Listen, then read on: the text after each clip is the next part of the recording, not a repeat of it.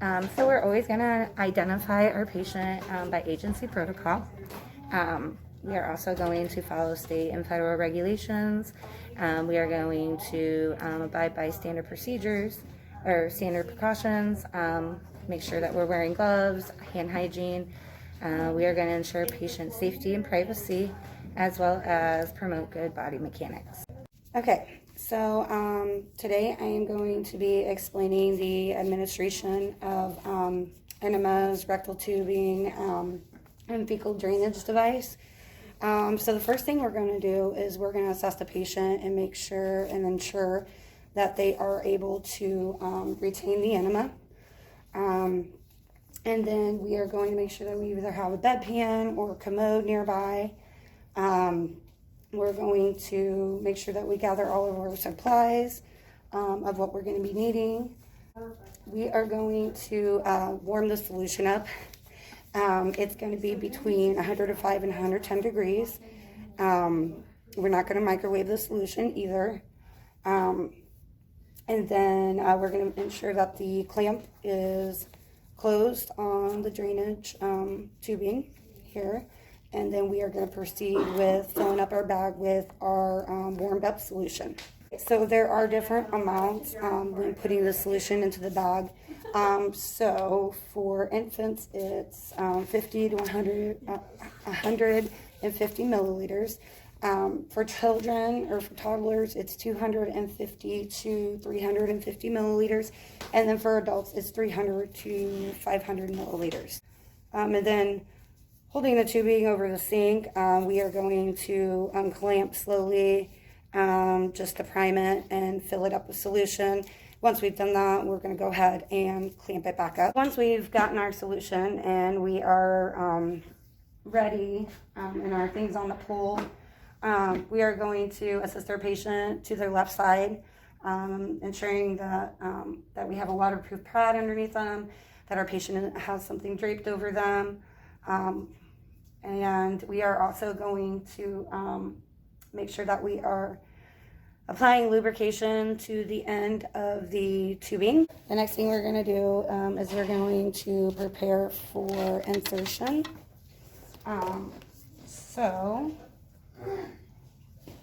We are going to gently place the tip of the tubing into the rectum between 3 and 4 inches. In doing so, we're going to ask the patient to take slow, deep breaths. If it does not pass with ease, the tubing, then we're not going to force it.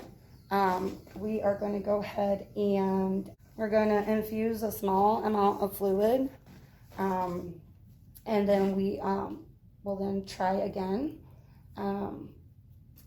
Then we're going to take the solution off of the IV pole, and we are going to hold it level at the patient's hips. Then we are going to unclamp it and let the solution start going through the tubing. And then once that has started, we are going to then adjust it about 30 to 45 centimeters above the patient's hips. And then after that, we are going to make sure that we are adjusting our IV pole to the patient's to about 30 to 45 centimeters above the patient's hip. And we will then place our enema bag back up on our IV pole. We are also going to be monitoring the patient's pain level and tolerance throughout the procedure. If there is continuous pain, then we will be contacting the provider. We are also going to be assessing the patient's retention of the enema. If they are having difficulties retaining it, then we are going to take the IV bag and lower it. Then we're going to stop the flow for between 15 and 30 seconds, and then we would resume again. Okay, so we're going to continue the flow until the appropriate amount has been given. When we are done, we are going to slowly take out the tubing. Slowly take out the tubing, and we're going to perform cleansing of the rectal area.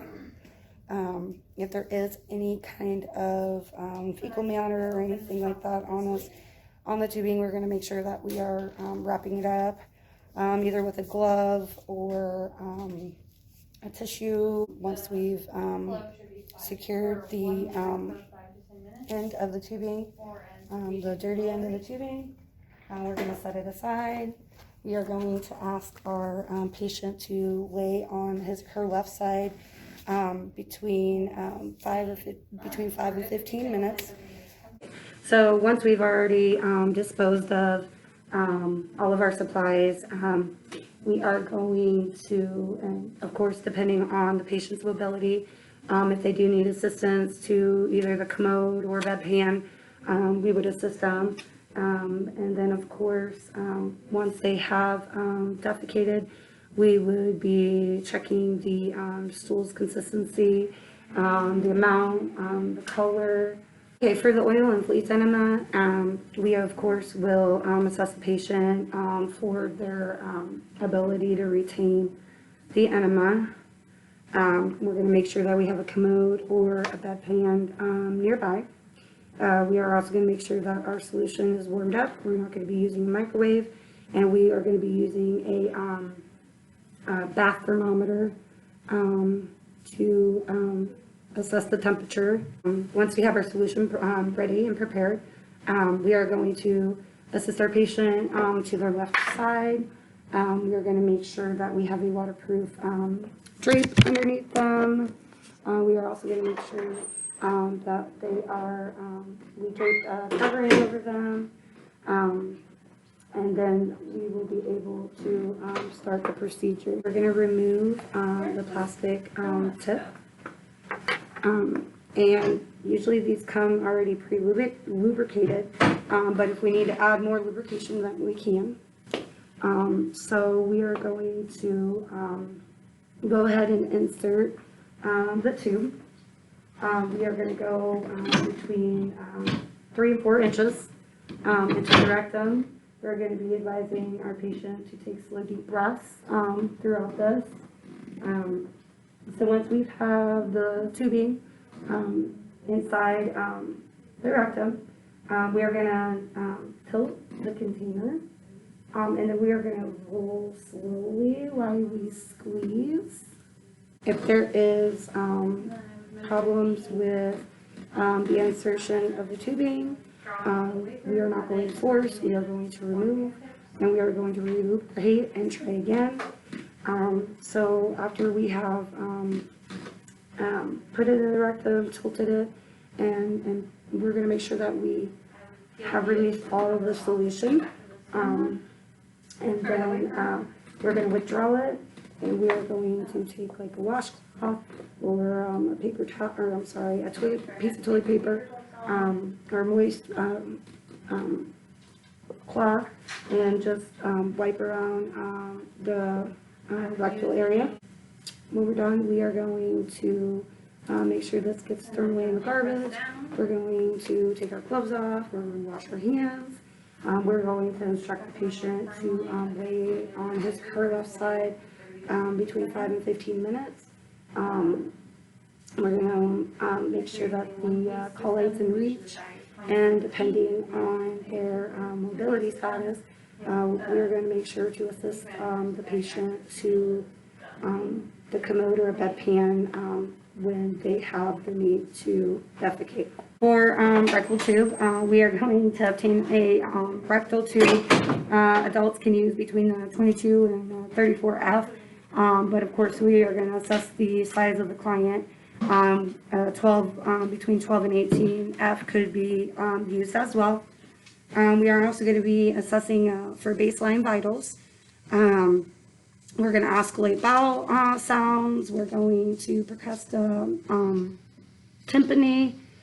We're going to be observing and palpating for abdominal distension. We are going to be asking them if they're passing any flatus Flatulence. It says flatus or flatus on it. Flatulence. We are also going to be assessing any discomfort when they do experience flatulence. We are also going to be assessing for history of cardiac disease. So after our assessment of the patient, we are going to also collect a collecting bag and place it at the end of the tubing here.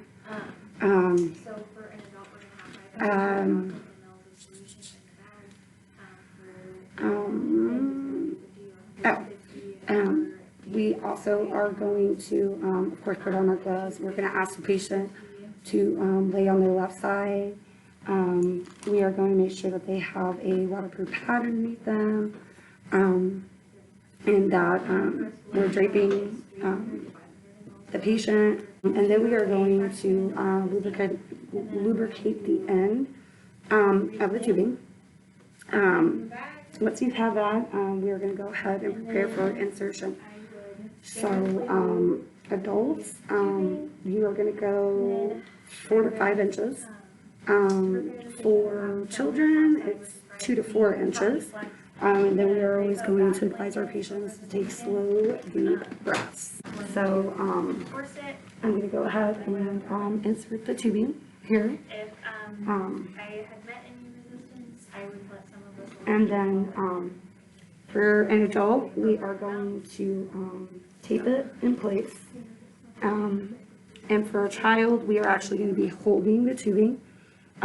Tubing is going to remain in place for approximately 20 minutes. And then we would do this every 2 to 3 hours if the situation is persistent. After our 20 minutes is up, we are going to remove the tubing, and then, of course, make sure that we are performing cleansing of the rectal area with a washcloth or toilet paper or moist towel. We also are going to, at this end, we are going to make sure that we are wrapping that up, so we can either wash it or reuse it or throw it away eventually.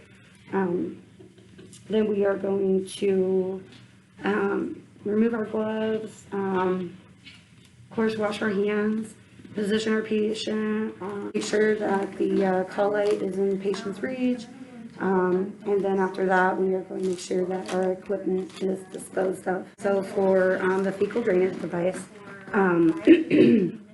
we are going to obtain assistance if it's needed. We are going to place the patient on the left side, make sure that they're draped. We are going to also cleanse the area. If they need trimmed up back there, we would be doing that as well. And we are also going to be cleansing the area. So when we cleanse it, we want to make sure that it's completely dry before doing this procedure. We are going to go ahead and spread the butt cheeks apart. We are going to place the adhesive part right there and on the rectum. When we are done doing that, we are going to release the buttocks and make sure that we are applying the fecal or the fecal collector at the end of the device. And we're going to make sure that our bag is hanging below the level of the patient.